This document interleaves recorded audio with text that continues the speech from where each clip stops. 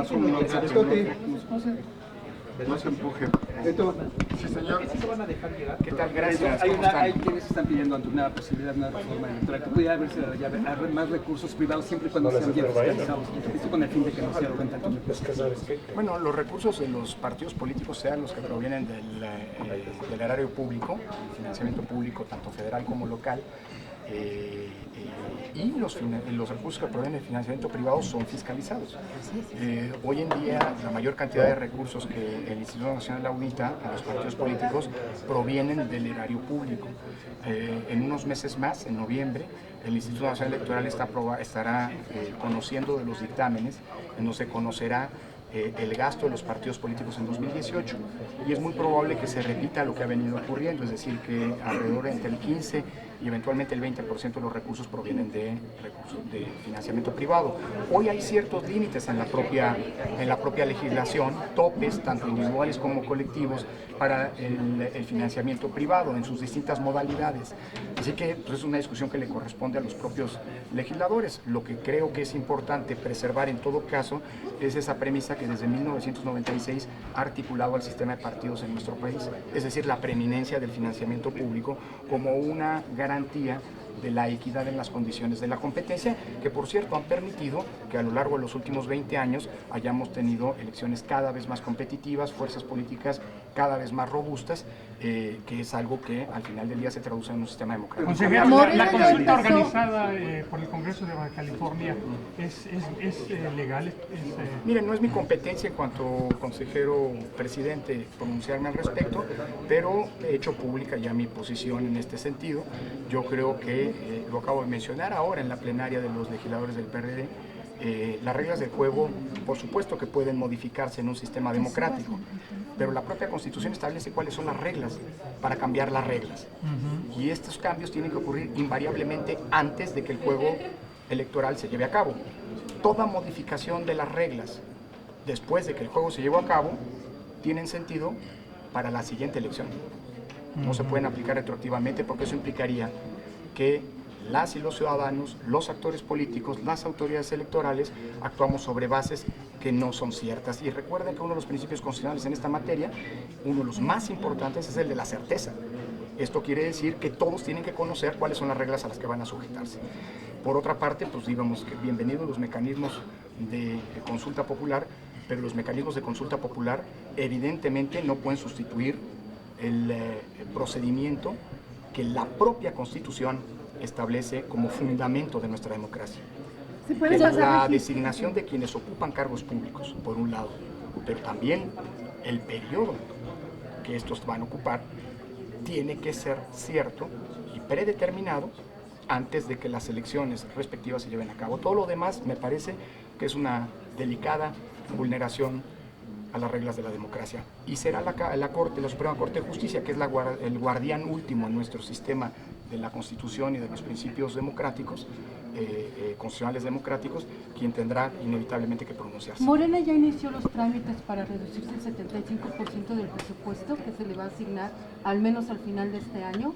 Hasta la mañana de hoy no he recibido ninguna comunicación por parte de ningún partido político en ese sentido. La ruta está abierta, el Instituto Nacional Electoral la fijó de manera muy precisa, la hizo pública, luego de que los sismos de 2017 varios partidos políticos hicieron público su deseo de reintegrar, o más bien de no recibir, porque ese es el término correcto, el término preciso, de no recibir en parte, o si así lo deciden, en la totalidad de sus administraciones públicas, pero esto es respecto del dinero por venir, es decir, respecto de las administraciones futuras, no pueden devolver dinero que ya ingresó en sus arcas, porque este dinero ya tiene que ser dedicado solamente, si no sería un objeto de sanción, a fines partidistas. Pero hasta el momento no he recibido, después de los sismos de 2017, de lo que ocurrió en el que casi todos los partidos, salvo alguno, hicieron efectiva esta vía, no he recibido ninguna comunicación. ¿Puede pasar es el piso del presupuesto que va a pedir el INE, considerando el proyecto de austeridad del nuevo gobierno? Bueno, el proyecto de austeridad es bienvenido, pero lo dijo bien, es del gobierno. El Instituto Nacional Electoral es un órgano constitucional autónomo que tiene facultades para hacer la solicitud en el ámbito de su autonomía del presupuesto que sea necesario para cumplir con sus funciones, lo cual no quiere decir que no estemos ante un presupuesto austero. Déjame explicárselos de esta manera.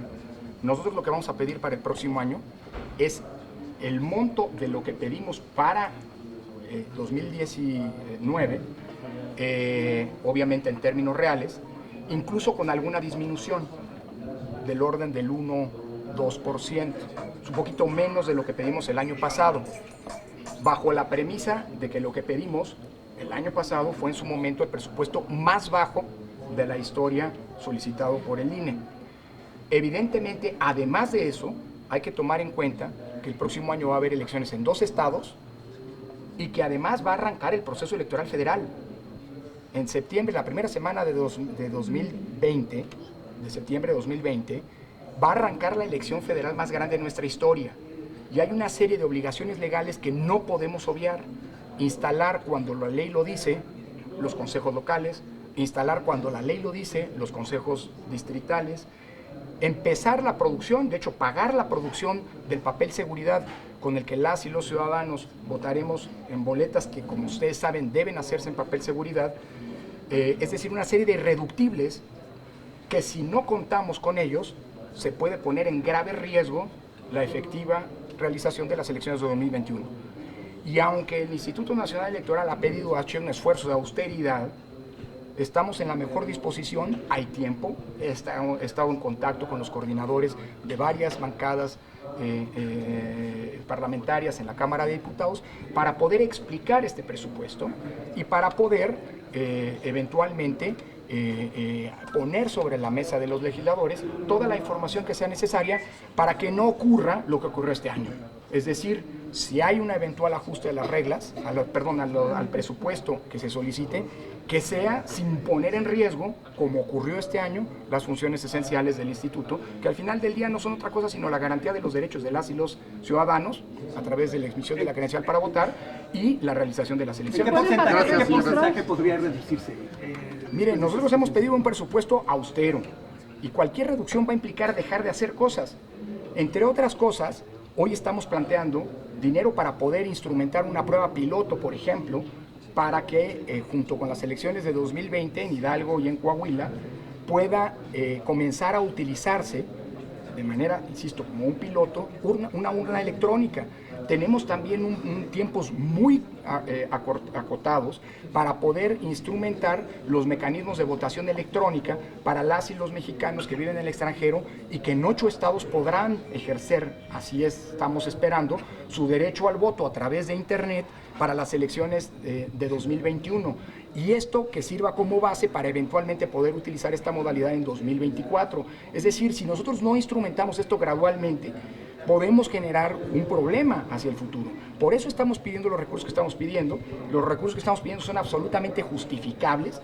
Hay un crecimiento respecto a lo que se pidió en 2019, repito, sí, porque hay 4 meses del próximo año, la tercera parte, en la que ya estaremos en pleno proceso electoral federal, y creo que existen los elementos para poder convencer a las y los diputados de que es un presupuesto ajustado, que cumple los principios de la austeridad y que no pone en riesgo las elecciones intermedias de 2021. Sería una pena que las primeras elecciones del gobierno del presidente López Obrador se pongan en riesgo por una cuestión de dinero.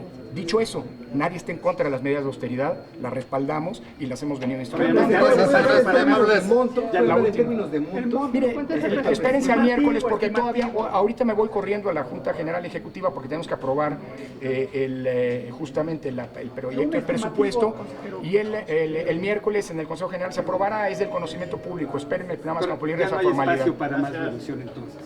Pues miren, nosotros estamos, si queremos hacer lo que estamos planeando hacer, no, estamos pidiendo lo que es necesario para poder cumplir con los proyectos y los programas que estamos poniendo sobre la mesa. Es más, lo digo de una vez, gracias a una interlocución, por cierto, venturosa y que agradezco con el órgano interno de control, como lo dijo el propio Contralor del INE en la sesión del viernes pasado en la Comisión de Presupuesto, hubo una serie de reducciones por más de 200 millones de pesos respecto a lo que originalmente se había pedido. Es decir, el INE no está en contra de racionalizar los recursos, seguiremos trabajando, lo único que pedimos es que lo hagamos con mucha responsabilidad la discusión presupuestaria y eventualmente ajustes a los montos, porque esto puede implicar que se ponga en riesgo la viabilidad de nuestro sistema democrático. Gracias a todas. Gracias.